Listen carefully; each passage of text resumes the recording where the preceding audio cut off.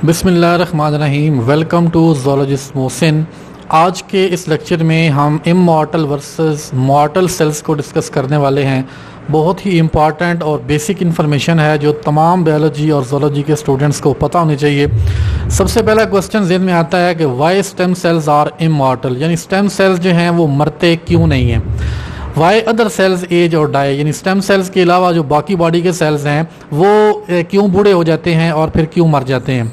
उसके बाद कौन सी ऐसी चेंजेस हैं जो सेल्स के अंदर आती हैं जिनकी वजह से एजिंग होती है और फिर सेल्स अल्टीमेटली डाई हो जाते हैं, मर जाते हैं। इस लेक्चर को अगर आप पूरा देखेंगे तो आपको इन सारे क्वेश्चंस का आंसर मिल जाएगा। तो चलिए स्टार्ट करते हैं। फर्स्ट ऑफ ऑल हम ये देख लेते हैं कि कौन से रीजंस हैं जिनकी वजह से सेल्स की एजिंग होती है और सेल्स आहिस्ता आहिस्ता बूढ़े होते जाते हैं और फिर अल्टीमेटली डेथ की तरफ चले जाते हैं। सबसे पहली चीज़ ये है कि टीलोमियर शॉर्टनिंग। अब टीलोमियर का आपको पता ही होगा कि टीलोमियर हर क्रोमोसोम्स के जो एंड्स हैं उनके ऊपर एक रिपीटिंग सीक्वेंसेस होते हैं और इनकी जो लेंथ है ये मतलब बताती है कि इस सेल की जो एज है वो कितनी होगी। तो जैसे ही सेल डिवाइड करता है हर दफ़ा जो टीलोमियर है उसका वो शार्ट होता जाता है, यानी उसके जो रिपीटिंग सीक्वेंसेस हैं वो कम होते जाते हैं। जितनी ज़्यादा सेल डिवीजन करता जाता है उतनी ज़्यादा जो टीलोमियर की शार्टनिंग है वो होती जाती है। और number of cell divisions depend upon length of telomeres, यानी अगर एक सेल हमारे पास फ्रेश है उसकी टीलोमियर की लेंथ देख के साइंटिस्ट बता सकते हैं कि इसकी लेंथ या इसकी एज कितनी होगी। इसी तरह इस लिमिट को हम कहते हैं हे फ्लेक्स लिमिट। मीन के एक सेल मैक्सिमम लाइफ में कितनी बार डिवाइड कर सकता है ये डिपेंड करता है उसकी टीलोमियर की लेंथ के ऊपर, और इस लिमिट को हम कहते हैं हे फ्लेक्स लिमिट। तो पहला जो रीज़न है या पहली जो वजह बनती है सेल की डेथ की वो है टीलोमियर शॉर्टनिंग। नंबर 2 पे है जी डिमिनिश्ड प्रोटियोस्टेसिस। अब प्रोटियोस्टेसिस की टर्म आपने पढ़ी होगी।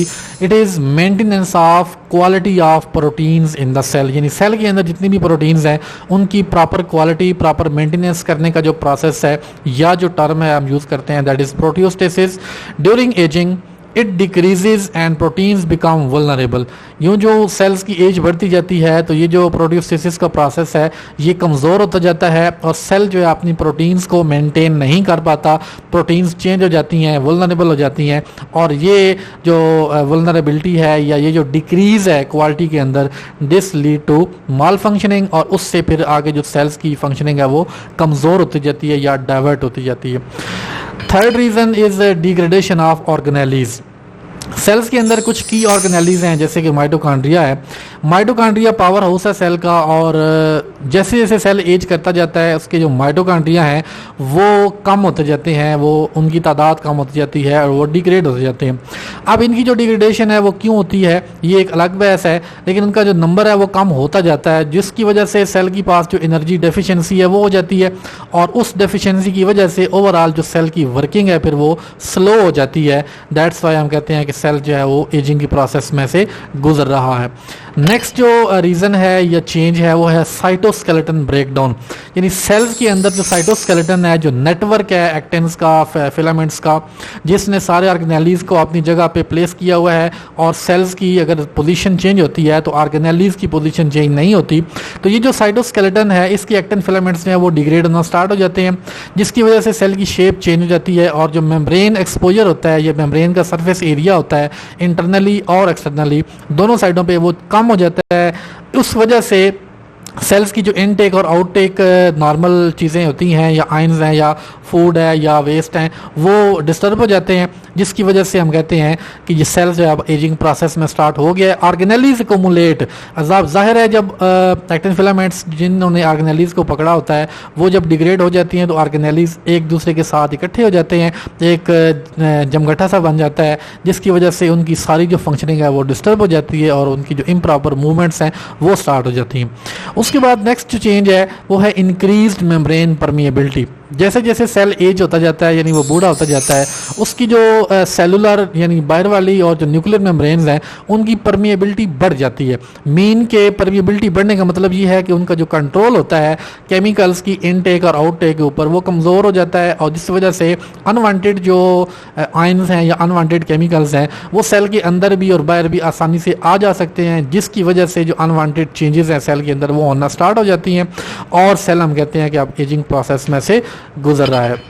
नेक्स्ट जो फैक्टर है वो है ऑक्सीडेटिव डिग्रेडेशन, यानी जब सेल के अंदर जो ऑक्सीजन की अमाउंट है वो इंक्रीज हो जाती है, तो ये इंक्रीज ऑक्सीजन सेल्स के अंदर जो मॉलिक्यूल्स होते हैं जो ऑक्सीडेशन कर सकते हैं उनके साथ ये रिएक्ट करके ऑक्सीडेटिव डिग्रेडेशन कर देती है। यानी उन मॉलिक्यूल्स की जब ऑक्सीडेशन हो जाती है, ज़ाहिर है वो ओरिजिनल मॉलिक्यूल नहीं रहते, वो चेंज होकर कुछ नए मॉलिक्यूल्स बन जाते हैं, जिस वजह से जो सेल की फंक्शनिंग है या सेल्स की जो एक्टिविटीज़ हैं वो डिस्टर्ब हो जाती हैं। तो इससे जो सेल की एफिशिएंसी है वो डिक्रीज कर जाती है। उसके बाद नेक्स्ट जो फंक्शन है, नेक्स्ट चेंज है वो है अनफोल्डेड और मिसफोल्डेड प्रोटीन्स। तो जब किसी सेल के अंदर अनफोल्डेड और मिसफोल्डेड प्रोटीन्स की जो तादाद है वो बढ़ जाती है, ज़्यादा हो जाती है, क्योंकि कंट्रोल सेंटर जो है वो कमज़ोर हो जाता है और वो प्रोटीन्स जो मिसफोल्डेड हैं या अनफोल्डेड हैं उनको डिग्रेड नहीं कर पाता या उनको प्रॉपर फोल्ड नहीं करवा पाता।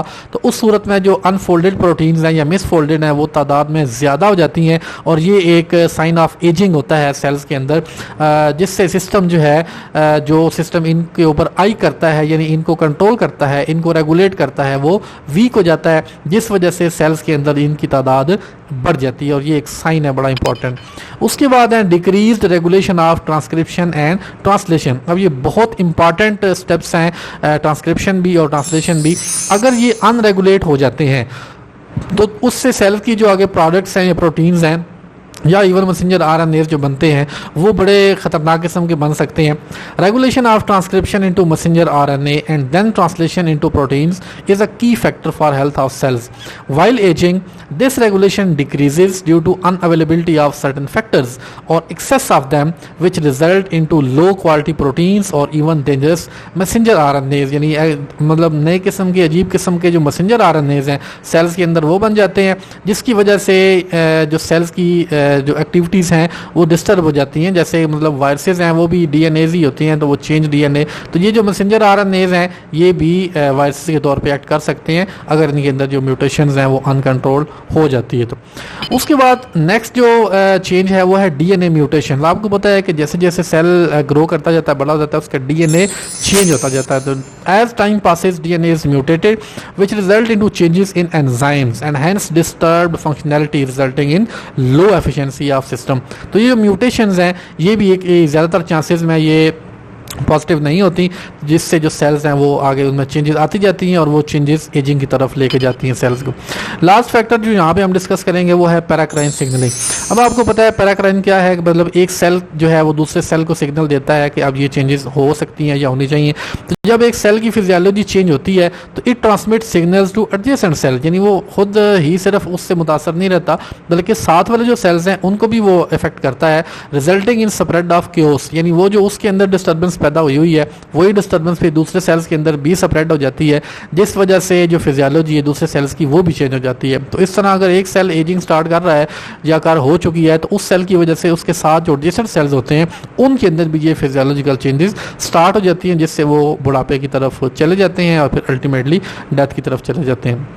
ये जितने भी फैक्टर्स हमने स्टडी किए हैं, जितनी चेंजेस हमने स्टडी की हैं जिनकी बेस पे एजिंग होती है, ये सारी की सारी जो चेंजेस हैं ये स्टेम सेल्स के अंदर हाईली कंट्रोल्ड होती हैं, स्ट्रिक्टली कंट्रोल्ड होती हैं और स्टेम सेल्स के अंदर इस तरह की कोई चेंज नहीं हो सकती क्योंकि उनके पास जो रेगुलेटर्स हैं वो बड़े स्ट्रिक्ट हैं और जो प्रोड्यूस्टेसिस का प्रोसेस है स्टेम सेल्स के अंदर वो बड़ा ही ज़बरदस्त होता है, जिस वजह से जो प्रोटीन्स हैं वो कभी चेंज नहीं होती और हमेशा वो फ्रेश रहती हैं। तो इसलिए स्टेम सेल्स को जब भी हम यूज़ करते हैं तो उससे आगे जो नए सेल्स बनते हैं वो बिल्कुल फ्रेश होते हैं और उनमें अभी एजिंग स्टार्ट नहीं हुई होती। तो ये रीज़न है कि स्टेम सेल्स जो हैं वो इमॉर्टल क्यों हैं।